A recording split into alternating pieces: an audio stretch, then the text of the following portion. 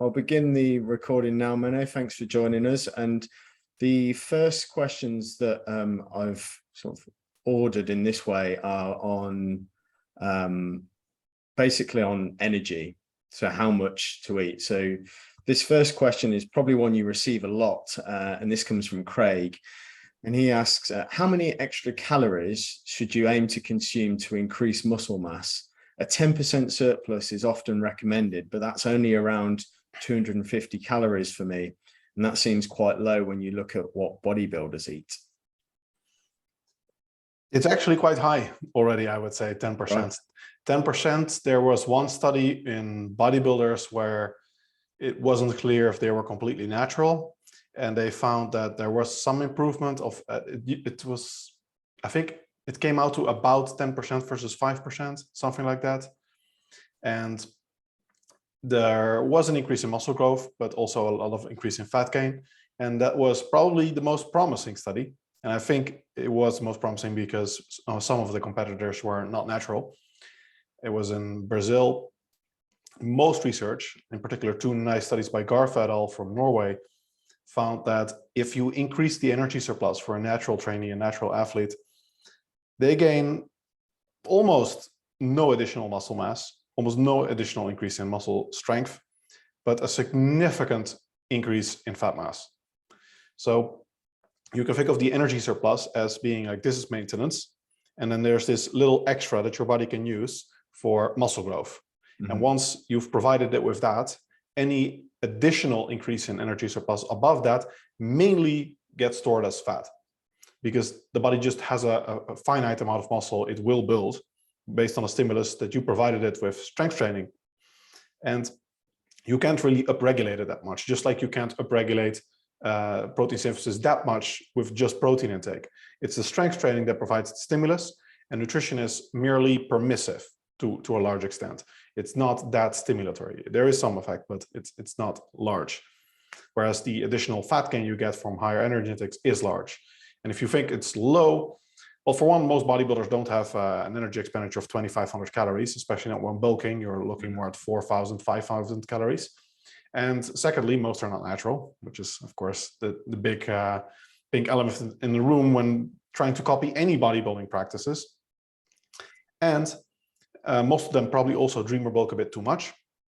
And yeah, if you think of the net metabolizable energy density that you're actually storing in the body for a kilo of lean body mass, I think it's 1,825 or something calories per kilogram.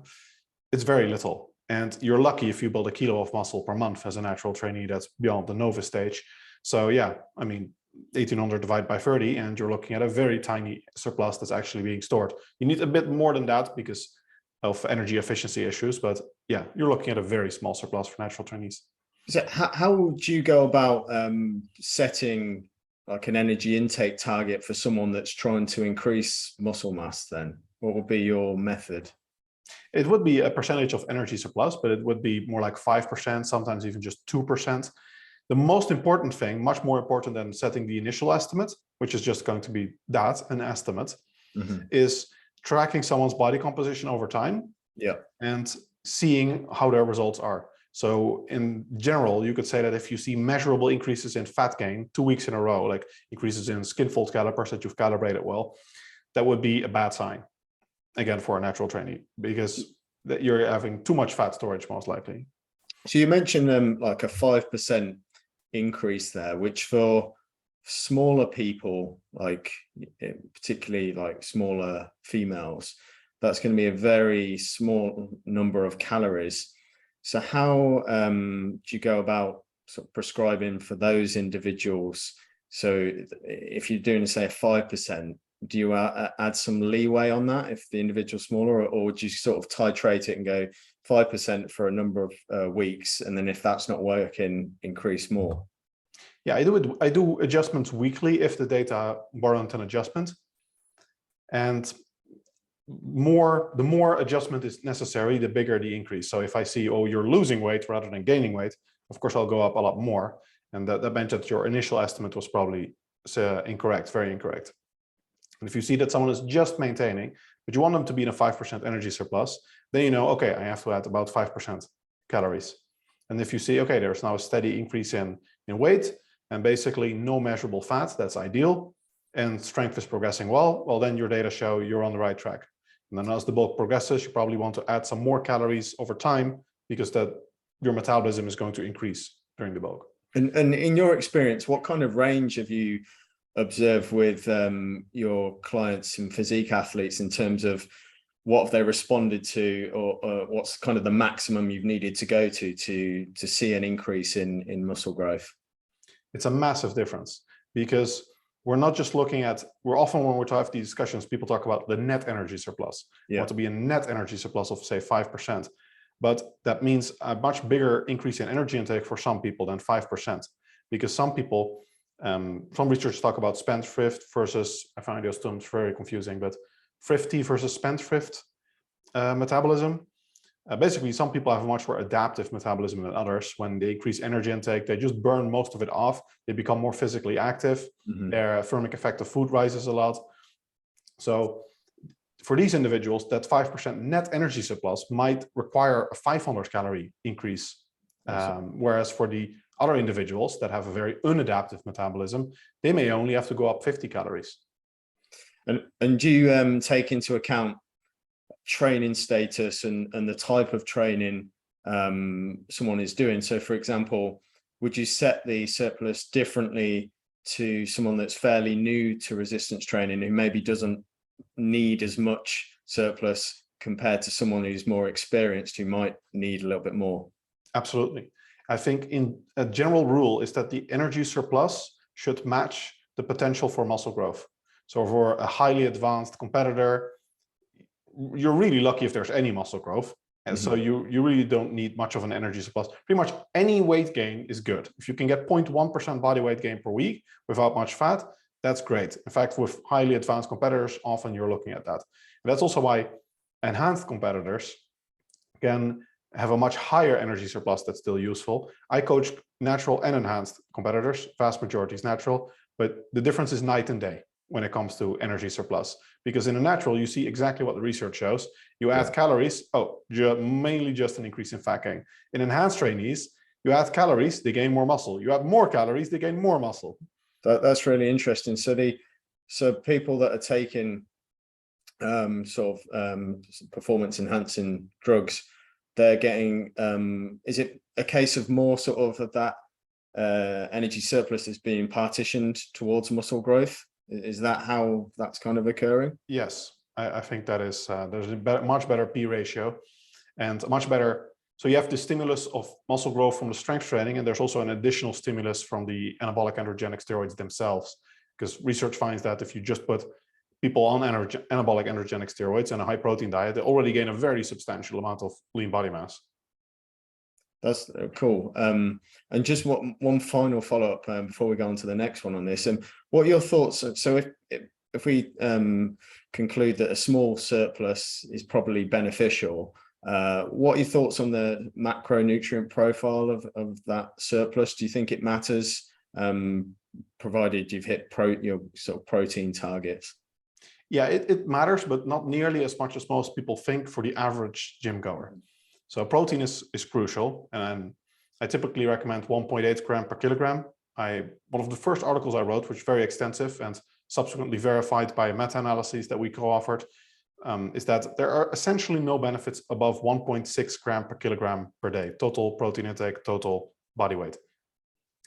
I recommend 1.8 based on research by Lemon et al., which finds that you're basically adding I think it's a triple sigma in the end, which is also used in business a lot for it to be extra safe in terms of knowing that you're not just covering the population on average, but you're also covering the outliers, which might have a very high protein requirement for some reason. If you then only do resistance training, then your carbohydrate requirements are very low. I recently co-authored the first systematic review on carbohydrate requirements on this, and the vast majority of research does not support that carbohydrates are really a limiting factor for strength trainees, because you're burning at most 39% glycogen based on the research, more like 20% most workouts. And if you're doing like full body type training, and it's often even less. And then you have a lot of time to resynthesize that between your workouts. So then you get fat. Well, you definitely don't want to go super low in fat. There's some lines of research indicating that it's probably beneficial to go higher than 20% fat intake. It's good for anabolic hormonal health. But we don't see much of an effect in studies directly. Even between ketogenic and non-ketogenic conditions, most studies find that high carb, low carb, there was a recent study again that found this, it doesn't make a difference in muscle growth or strength development.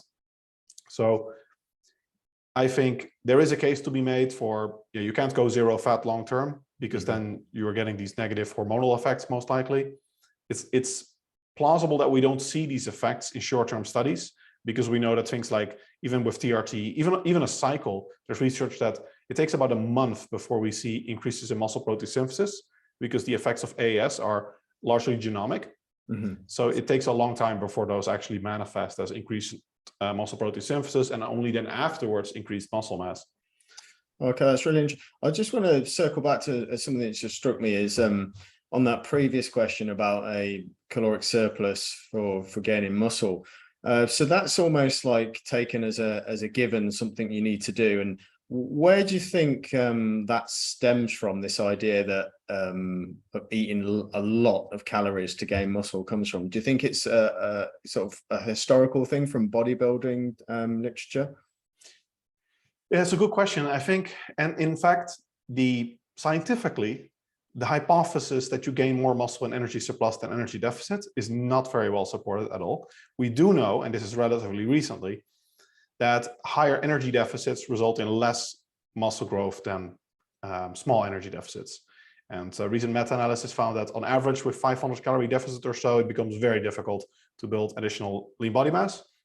So it stands to reason that, also based on the literature on nitrogen balance, protein balance, there is an increase when you go into energy surplus, because we see protein balance improves. And so there's that sound logic. And then the practice of people successfully bulking, I think in large part that comes from the days when we weren't very precise. Like in the 50s, they had no concept of these, counting your macros, these kind of things. And then what often happens is people eat intuitively, they kind of gravitate towards maintenance. And that probably just doesn't cut it for a more advanced trainee bodybuilders and the like. So what you saw is people, to make sure that at least they're bulking, they would dreamer bulk, as we now call it. Yeah. So they massively overate. And then when they're cutting, they were probably cutting way too aggressively, because they didn't have fine tools to monitor a 0.1% increase in weight. Even if they did, they didn't have spreadsheets and whatever. So it's very unlikely that they actually paid attention to these things. And as a result, people kind of shot overboard, which is probably more effective than the people that just try to main gain, as people sometimes call it now. Because for advanced trainee, maintenance results in, well, just that, maintenance. So the people that bulked and cut were probably more successful in the end. And now we're learning that, well, you do want to bulk and cut, but it's much more precise on both ends. Sure. Yeah, that makes perfect sense. I think as well as it's almost like an insurance policy of eating just in a slight surplus, so that you're not in a negative energy balance, so you're more likely to accrue muscle mass, rather than, as you say there, you can't really force feed muscle gain, right? So the more you eat doesn't necessarily mean more sort of lean tissue accretion. I'll come on to the next one, which is kind of related to energy intake. And this is one I received personally a few weeks ago. I thought it'd be good to put it to you. Is time restricted feeding detrimental to building muscle? It's a good question. It's probably not, but most of the research we have is on energy deficits. And there is a case to be made that in energy surplus, you can stimulate higher levels of protein balance. So maybe the diet is permissive enough that in energy deficit you can maintain, but in energy surplus, maybe you cannot maximize the 24/7 integral of muscle protein synthesis over time. And I think that is a relatively reasonable argument based on the literature on muscle protein synthesis in response to single meals, which typically shows a relatively transient increase. And there is some research that, for example, 2 meals per day doesn't cut it. Well, that's kind of logically infers that there must be a certain time window, which we need to, because if you get 6 meals in 3 hours, then for the body, that's essentially, 1 or maybe 2 meals, right? It's kind of indistinguishable. So I think it follows that there's probably at least a minimum feeding window that you need. Now, 8 hours seems to be sufficient. The popular 16-8 seems to be, at least in energy deficits, seems to be good enough to retain muscle very well. There was one recent study which also found that myofibular muscle protein synthesis did not differ between intermittent fasting and non-intermittent fasting. Interestingly, in that study, it did result in a decrease in lean body mass, though, which most research does not find. So that question is a little bit out. Like scientifically, we don't know exactly that. I personally err on the side of 8-hour feeding window is the absolute minimum I recommend. And I typically do that more for cutting than for bulking. And bulking, I mean, it should be necessary anyway. And for bulking, I like to have more free, probably 4 meals a day if you want to be on the safe side of. Is that because it's just more difficult to see? But by definition, your meal size is going to have to, on your caloric intake, is going to have to be much larger in that compressed window. And is that just purely practically because it's just more difficult to consume that much energy in a short space of time compared to that too? Yes, and lack of validity in the trenches, you could call it.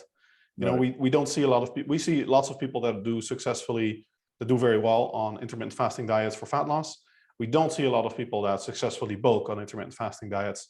Now, of course, that could be purely a practical concern, but since we don't have like solid research yet that this is good, and we have mechanistic rationale for why it may not be optimal, you know, the MPS response to single meals is transient, so you need to spread that out multiple meals across the day to maximize the total MPS over the day as a whole, possibly.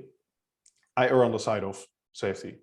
Okay, cool. That makes perfect sense. And the next question is similar to the previous in terms of timing of specifically macronutrients in this case. And this comes from Solomon, who asks, what are your thoughts on carbohydrate backloading? Firstly, do you just want to explain what backloading is? Because I appreciate some people might not know what that means. Yeah, I think kind of nobody knows exactly what it means because the term isn't used very much in scientific circles. Yeah. So there was a book by John Kiefer, if I'm not mistaken, that popularized the concept, and he kind of used it in a very specific way of also starting with different types of carbohydrates. I think the most colloquial usage of the term refers to consuming more of your carbohydrates in a later part of the day as opposed to earlier. Yeah. So let's say carbohydrate backloading is having more than 50% of your carbs in the second half of the day. Okay. Now, there is research that generally finds that at least overweight individuals and the like, they may do better in terms of, mostly in terms of appetite suppression with the carbs earlier, or at least energy earlier. In terms of purely looking at same kind of energy intake, looking only at the carbohydrate distribution, I think the only good study we have on this is Sofer et al. From Israel in military, or not military, police personnel. Right.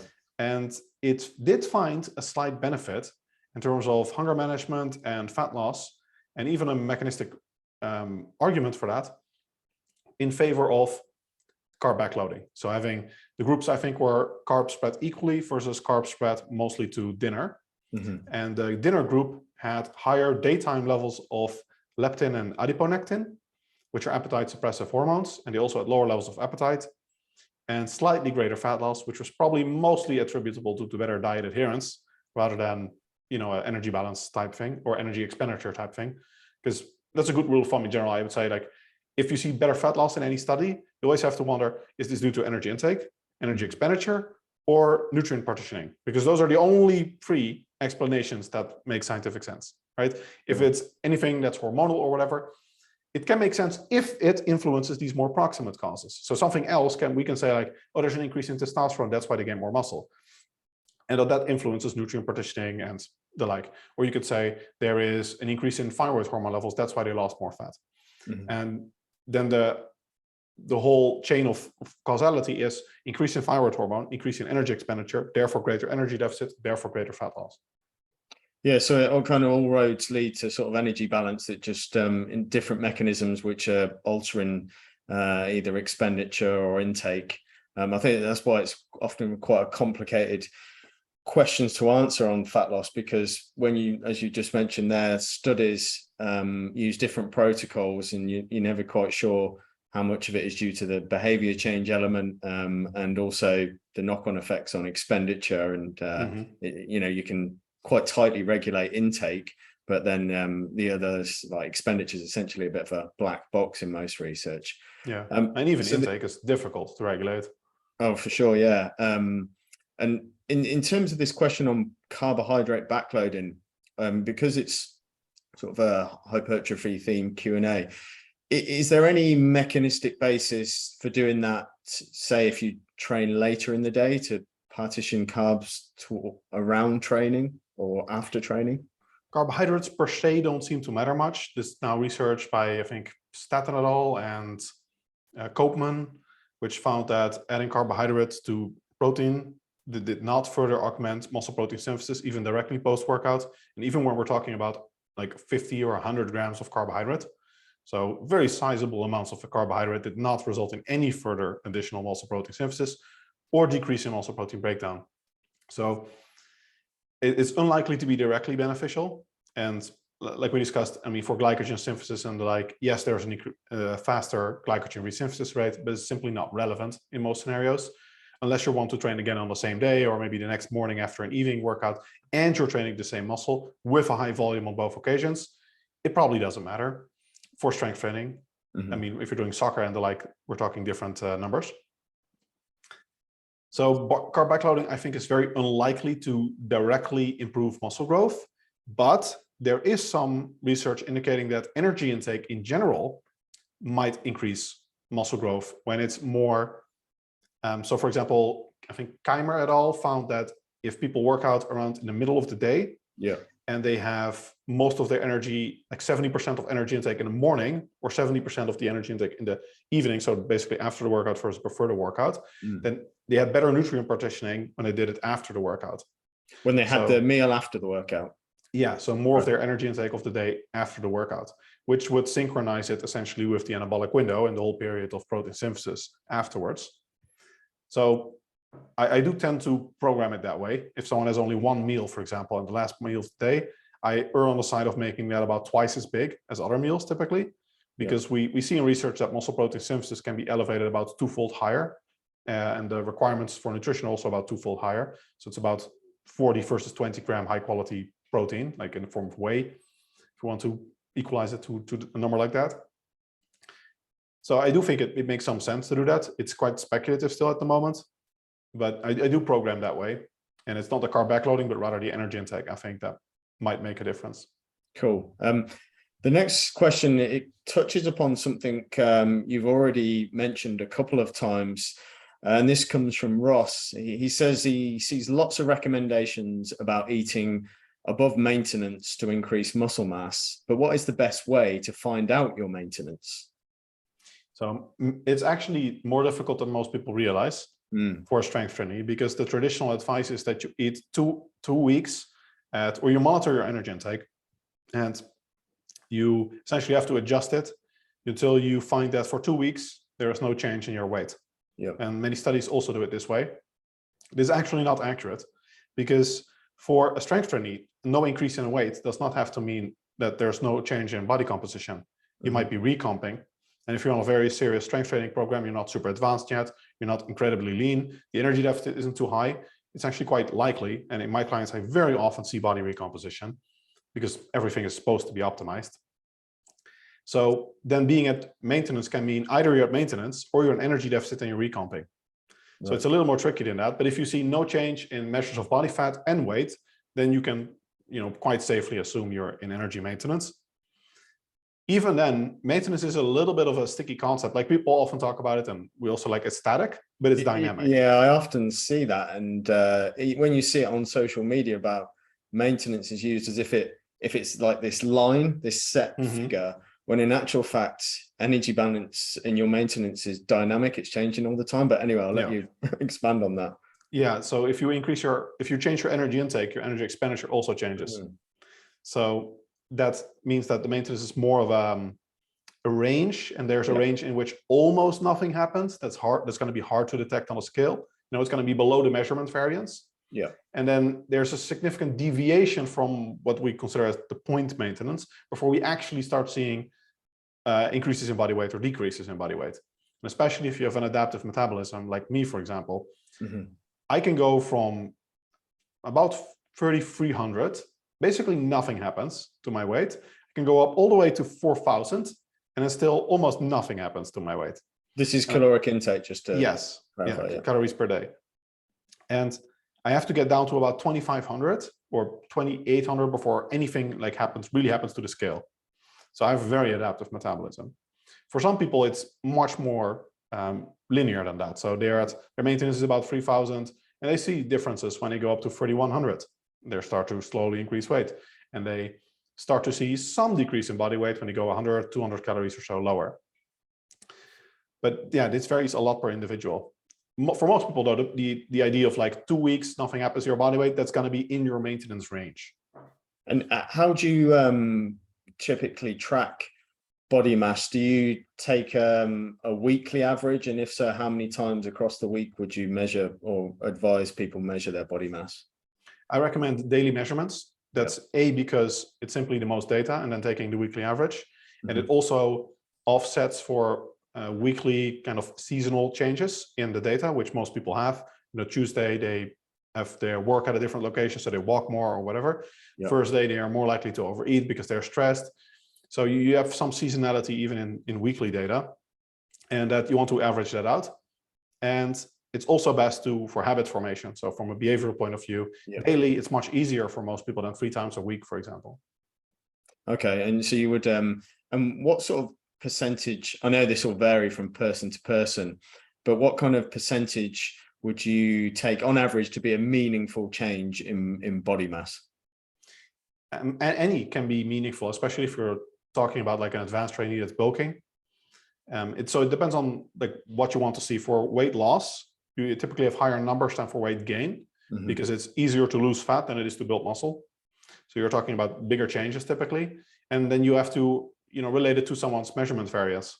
And this is definitely where art meets science, and that you have to kind of look at the client and see, okay, is this really, you have to look at the overall trend. So you're looking at the weekly change, but you're also looking at the whole trend before that. So if I see a client and they're gaining 0.5%, 0.5%, 0.5%, 0.5% weight gain per week, and then 1 week suddenly out of nowhere it's minus 0.3, then I'm typically concluding, first I'm going to ask them, is there any change in your activity level, energy intake, etc. To say no change, then I'm going to conclude they're actually still in energy surplus, and this is just an anomaly in the data.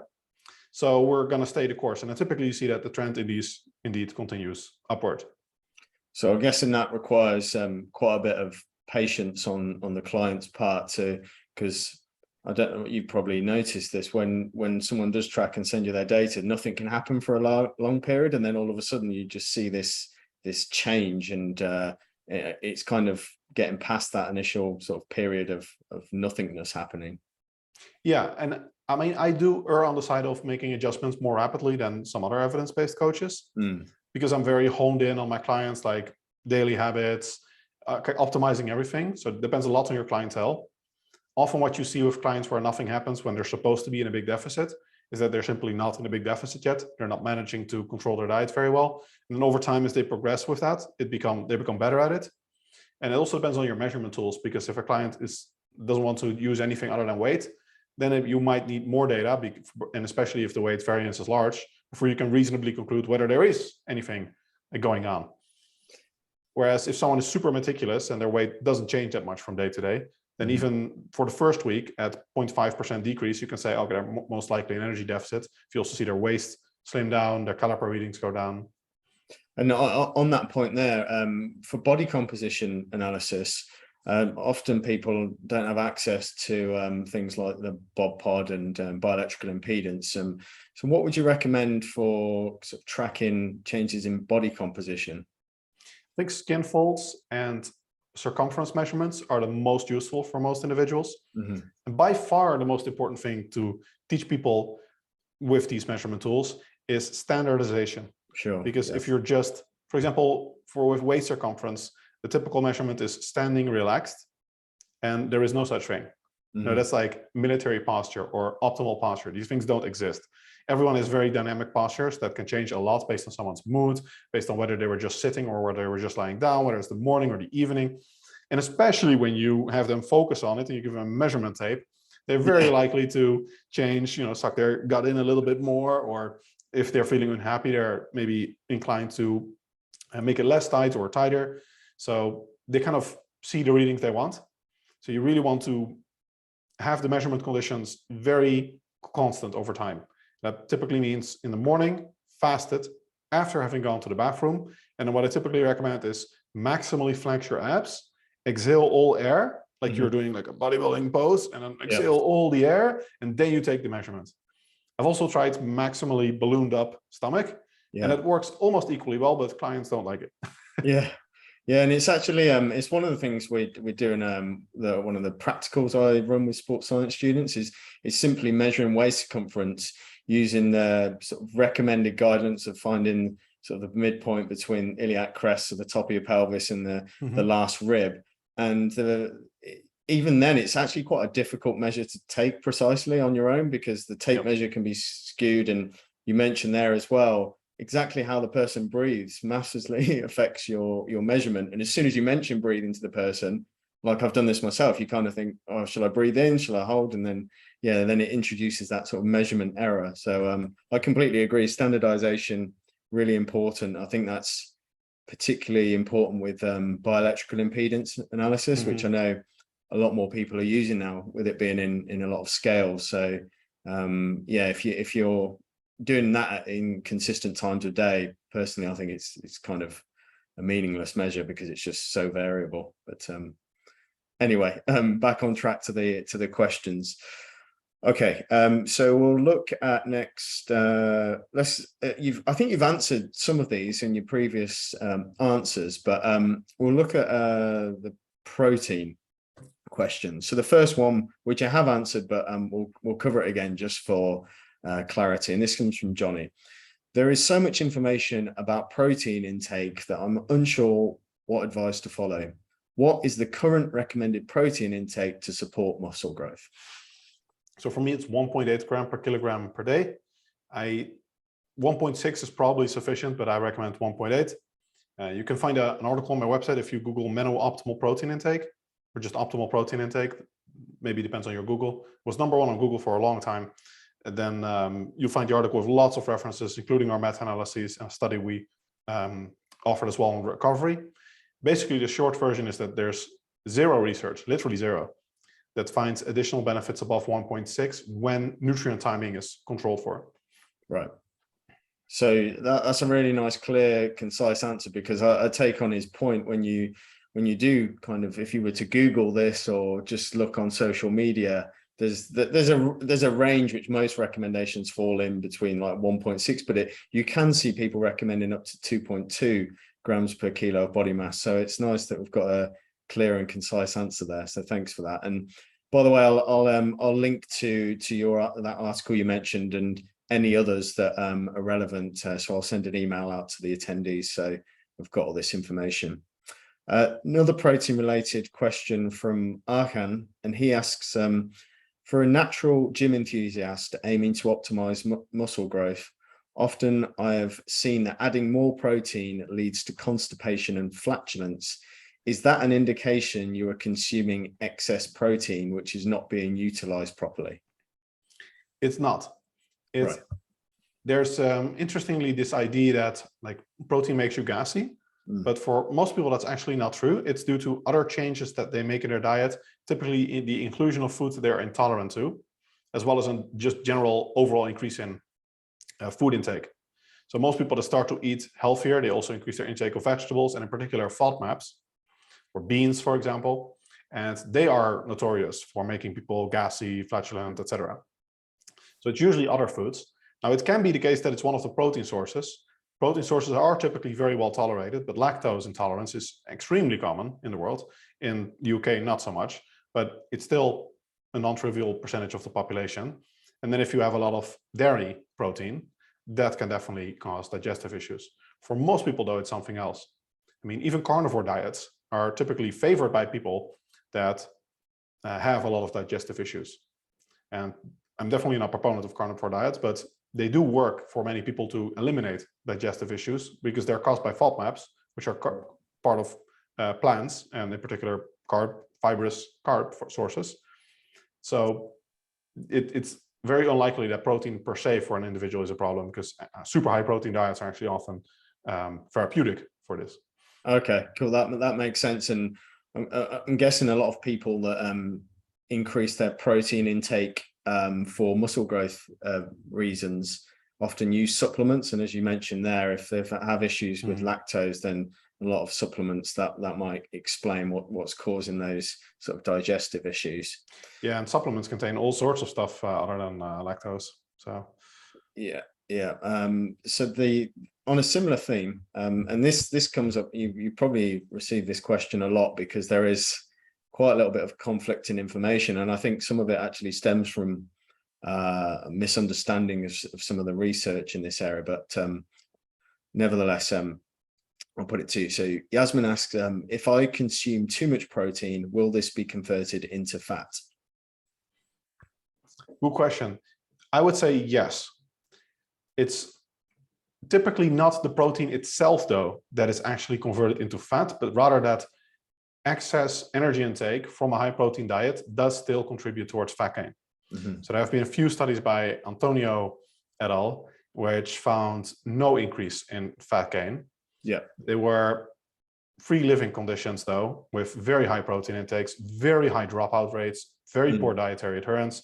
And I've talked to him about these studies, and he also says, yeah, a lot of people complained about digestive issues, about just not being able to get in that much protein. So I think in this case, over-reporting is actually quite likely, that they were saying, yes, I got all my protein in. When in reality, they were like, nah, I'm done. At the end of the day, do I need to do another 2 whey shakes before I go to bed? I'm not doing it, sorry. But they log it as, yes, did it today. If you look at controlled research, like the Bray et al. Metabolic wart studies, they do find that higher energy intake or higher protein intakes, all else equal, just increase the protein intake, you do see higher fat brain gains. And mechanistically, the body does oxidize protein very readily as energy source, and that frees up carbohydrates or fat, typically fat, to be stored as fat.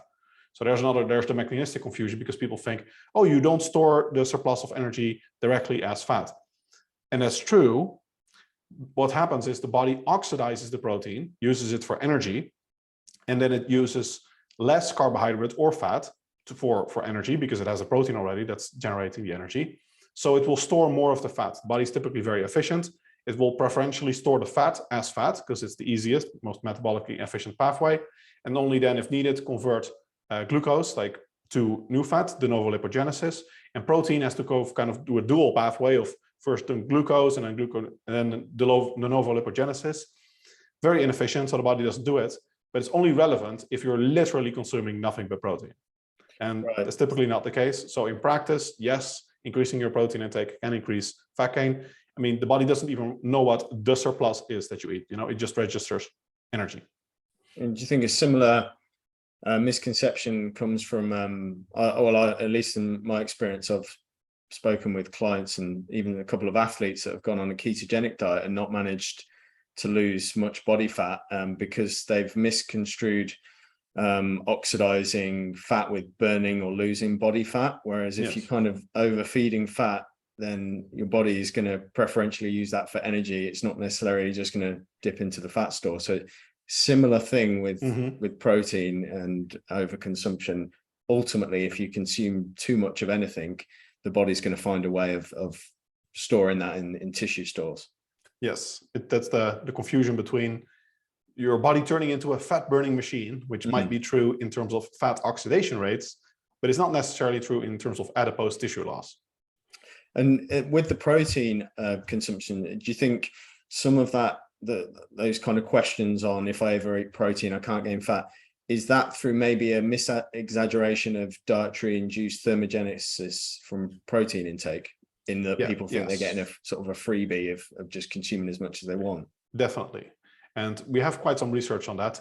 It does seem to be true that very high protein intake has a dietary induced thermogenesis advantage compared to lower protein diet. So it's inefficient for the body to store the protein as fat.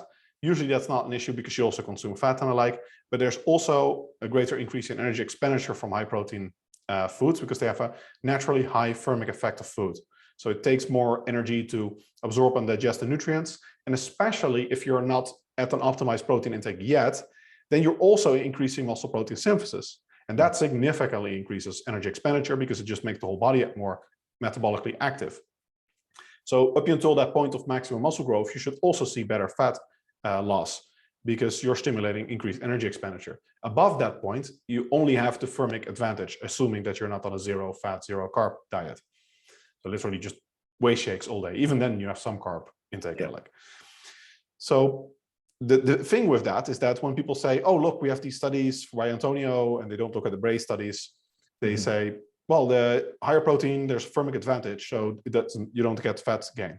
The thing is, the thermic advantage is always a percentage of energy intake. So it's literally there's no such thing as negative energy, right? If you consume 100 calories, and even if you go by the highest estimates of protein being like 30% thermic effect, you're talking about 30 calories extra burned out of those 100. So you still have 70 additional calories that are going to be stored in the body. So it's impossible to explain zero fat gain. Like you could say there is reduced fat gain. Most research finds that that's true, but it's marginal. We're talking about small differences. But you cannot logically infer from that there would be zero fat gain. Yeah, no, that makes perfect sense. And just before we go on to another question, I can't remember if I think I might have read this in one of your articles or heard you speak about it on a podcast, and that's the satiating effect of protein. So that's another sort of piece of advice or information that's often taken as fact, that protein is the most satiating macronutrient. And could you just give your take on that?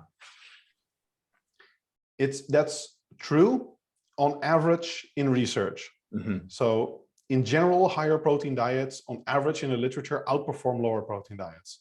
However, that mechanism seems to function on what's called protein leverage theory effect, whereby kind of like salt and water, the body stimulates you to keep consuming until it has met a certain amount of intake of that nutrient. Yeah. And it does seem that the brain and the body can somewhat register amino acid balance and the like. There are pathways by which it actually seems to register the intake of protein. And above that point, which seems to be about 1.6, 1.8 gram per kilogram per day, we see no further advantages. And it's also not protein per se that's that beneficial, because there are lots of studies on whey protein supplementation. And they often find that people, and I think a meta-analysis, a relatively recent one, also find that on average, people increase their total energy intake when it comes to whey protein supplementation. Because, I mean, whey is just not satiating at all. It's liquid calories, super fast digesting. It's sweet. It's typically easy to consume a lot of. Yeah. So most people increase total energy intake from whey. It doesn't decrease. Casein, steak, or in particular something like dry chicken might be a different story, because it's just unpleasant to eat. Yeah. So you're not likely to overeat on dry chicken breast. If you talk about like tender chicken with a nice sauce, even if it's a low calorie sauce, it's a very different story already. Yeah. So the food choice is much more important than whether it's protein per se, and the protein satiating effect seems to stop at about 1.6 gram per kilogram per day. And we've actually also done a study ourselves where we directly compared 1.8 versus 2.7 and found no differences in hunger or at libitum energy intake in strength studies. That's really interesting, and it's probably one of those areas as well, because we take quite a reductionist approach in research, and we don't often consider that we don't eat macronutrients as such. You eat meals which are a composition of different macronutrients. So the idea that, you know, we just eat protein is kind of it's not really valid in the real world. And I see that with discussions about carnivore diet that you mentioned earlier, and people saying, oh, it's brilliant because I just don't feel hungry after it and I don't overeat. But it's like, well, if you're that limited, it's actually the limiting factor is the actual diet itself, because you can't have it's like if you were to just have, I think someone's done this, the boiled potato diet. After a certain amount of the same thing, it's no longer appealing. So regardless of the macronutrient, it's actually kind of the rules of the diet that are limiting your energy intake. Yeah, therefore protein specifically, there's even some research indicating an habituation effect, that there seems to be a transient increase in satiety from higher protein intake, but it disappears. So there might also be something like that going on. That's interesting. So could there be some sort of merit to sort of cycling protein intake for dietary purposes for that reason? Could be. I mean, most research still doesn't find benefits, even relatively short-term research. Our study, I think, was 2 weeks. So you'd be looking at very short-term periodization. Maybe it's beneficial for 3 days or something. Okay, cool. I'll come on to the next question, which is a slight departure, but one that you probably get asked a lot as well. So it's probably a popular area. This comes from Miles, and he asks, can you build strength in a caloric deficit? Definitely. You can even gain muscle in a caloric deficit. So the meta-analysis that we talked about earlier, it found that muscle growth occurs typically in research up to a 500 calorie deficit or so. Like, it gets harder. The leaner you are, the more muscular you are, the greater the energy deficit. Strength gains are much easier to realize. In fact, I think this is a hard reality check that people struggle with. If your strength is stable in an energy deficit and your weight is going down, you're probably losing muscle. Because if your strength should always be increasing due to neural learning. So you can gain strength via either neural learning, so the motor cortex, the brain, nervous system becoming more efficient at coordinating the existing muscle mass. And you can get more strong by simply having more muscle mass, or generally more positive morphological adaptations. If there's no change in the muscle mass, then there should always be some increase in strength just from the neural learning. If you're doing the exercise regularly, you should get better technique at it, decreased antagonist co-activation, those kind of things. There should be some increase in strength. So if there really isn't any, that is a sign that probably any of these adaptations are being offset by these adaptations. So any neural learning is being offset by muscle loss. I see. So it's a good way of tracking. Would it be a good way of tracking nutrition in a way then, looking at strength and how that's being maintained? So for example, if you're going into a diet, you could track sort of not necessarily 1 RMs, but certain sort of strength exercises and see how you're performing, and use that as an inference if you're losing strength that you could be losing muscle mass. Yeah, definitely. I think for practical purposes, for many people, strength is a reasonable long-term proxy for muscle mass. Like in the short term, new exercises, the relation is very weak. But in the long term, like in powerlifters, we see super strong correlations. Olympic weightlifters as well. The better performing athletes are simply the more muscular ones by and large. Just kind of interesting, right? Yeah, I mean, and the other thing, could it be sort of a transient thing of if you're, so I've experienced this myself, but I don't know if it's psychological, but say you go and do a training session fasted and you usually do a session fed. Is there some sort of psychological influence on there where you kind of just feel a bit more depleted? So then maybe then you're not putting in as much effort or your perceived exertion is higher? Definitely. There's been research directly on that we reviewed in our systematic review on carbohydrate intake, where they found that people that consume a placebo breakfast perform better than people that trained fasted. And there was no significant difference between the placebo breakfast, in this case of modified gels, so that participants couldn't tell whether it was high energy or just gels with flavoring and stuff. But just the perception of having breakfast seemed to improve performance rather than the carbohydrate intake itself. And that's a really interesting field. And actually, I'm going to come on to one of the other questions, which I'll put in the supplement section, because it kind of feeds into this, and no pun intended. Let me just find it. Here it is, Sunny. Does drinking a sports drink during a resistance training session improve your performance? Typically doesn't. I mean, it depends on what's in the drink, I suppose. But for most people, carbohydrates, protein, if you're not training fasted in particular, that doesn't affect anymore what's going on in the session, at least not via physical mechanisms.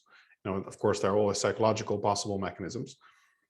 But if you think about it, it's actually already kind of too late to consume something intra-workout, because it doesn't have time to reach the blood in sufficient amounts to even make much of a difference. What about some of the research that looked at time to exhaustion and more endurance exercise, where they've done like mouth rinsing with carbohydrate? Do you think there could be a similar effect with resistance training, whereby it's basically acting directly on the brain from sensors in the mouth, causing some sort of reduction in RPE? Is that a bit of a long shot when it comes to resistance training, do you think? No, there is some research that carb mouth rinsing is effective, but our research also finds that it doesn't even have to be carbohydrates. Like mouth rinsing with a sweetener also works. So it seems to be the perception of sweetness and a pleasant taste.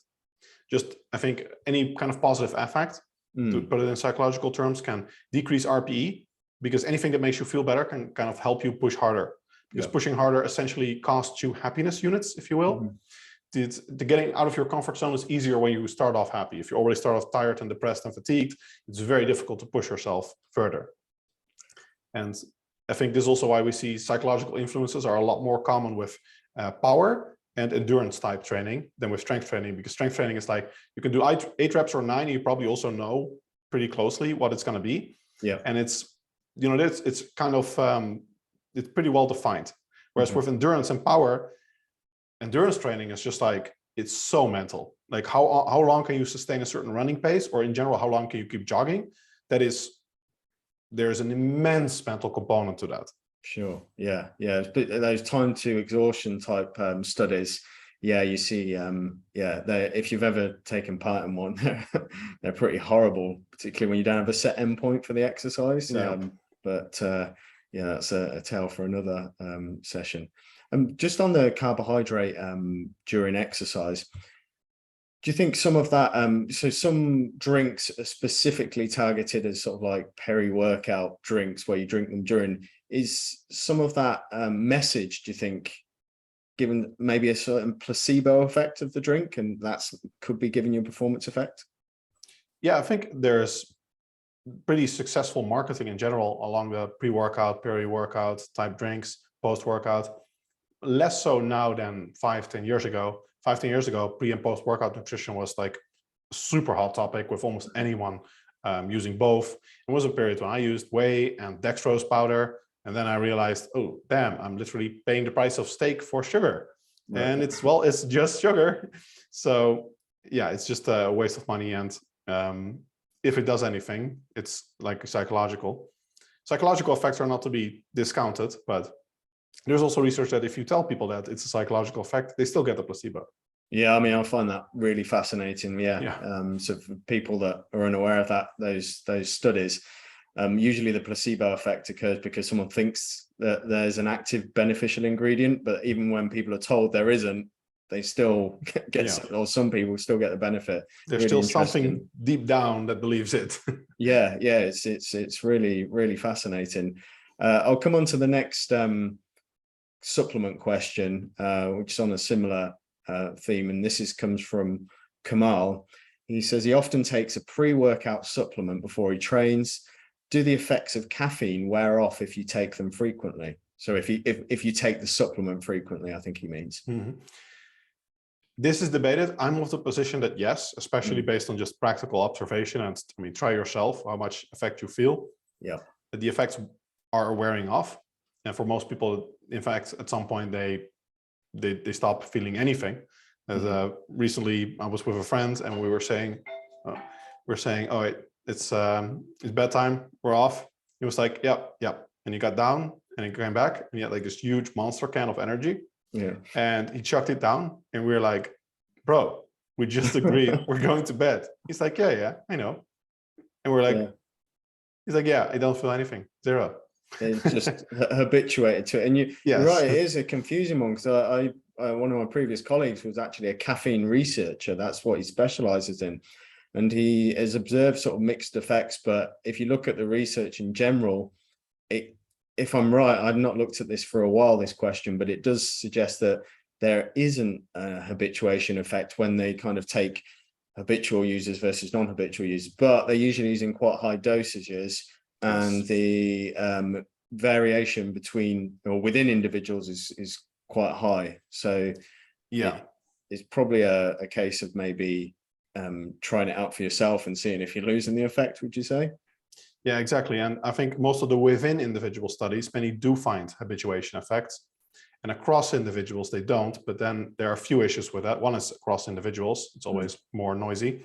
And the second one is that they use higher dosages. And even when they say, I think in the last meta-analysis, he said, well, the dosage used was not higher than their mean daily intake. Well, that means that the one-time dosage was equivalent, or about equivalent to their total daily normal intake. So if you normally have 7 cups of coffee a day spread out across the day, of course, that doesn't prevent you from still feeling something when you chuck 7 at once, right? Yeah. So I think those effects are mostly explaining that. We also know that there's significant variation between individuals and how they metabolize caffeine. So yeah, I think for most individuals, just if you're trying it out yourself, you do find that you get habituated and you do lose some of the effect. Maybe it's not complete habituation, maybe it depends on the dosage. Caffeine in general is interesting because so much of it appears to be psychological rather than physical. There's no dose response effect, for example, which almost completely rules out any real significant physical component in my mind, because what drug does not have a dose response effect? Like it almost doesn't exist. So yeah, caffeine is very interesting in that regard.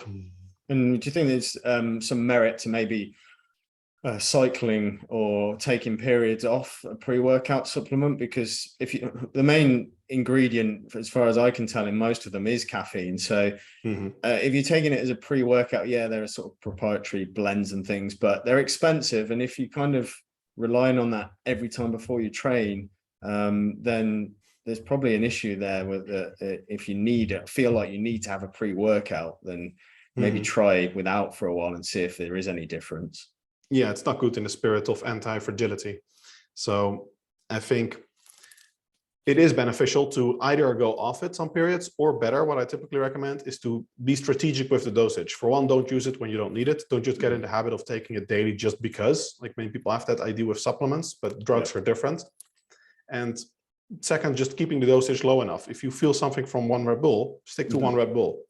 And don't go up increasing. Many people, I think, overdose a lot with many drugs. You know, they're saying like, no, I'm all right. I mean, my hands shake a little bit. It's like, when your hands are shaking, you're way over the effective dosage of like what you need, you know?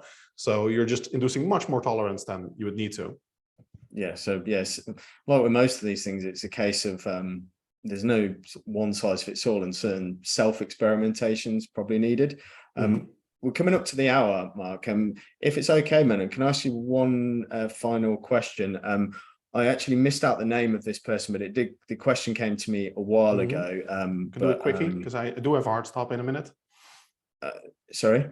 I do have a hard stop in a minute, but I'll see if I can 10 seconds answer it. So essentially his blood test results showed a slight increase in potassium levels, very small increase.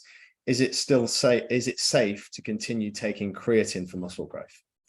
It probably is. Creatine is generally seen as very safe, and potassium increases are not like a widely reported side effect of that.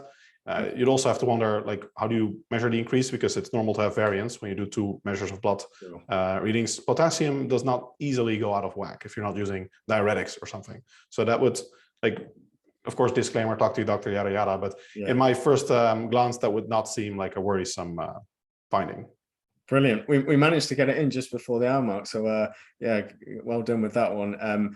So at that point, we've hit an hour. So just want to say thanks very much for taking the time to answer all these questions. We got through most of them, which is really good. So I really appreciate that, Menno. And I'm sure everyone else found the session really useful as well. So My pleasure. Thanks very much for your time. Right. Okay. Bye. Cheers then. All right. Bye.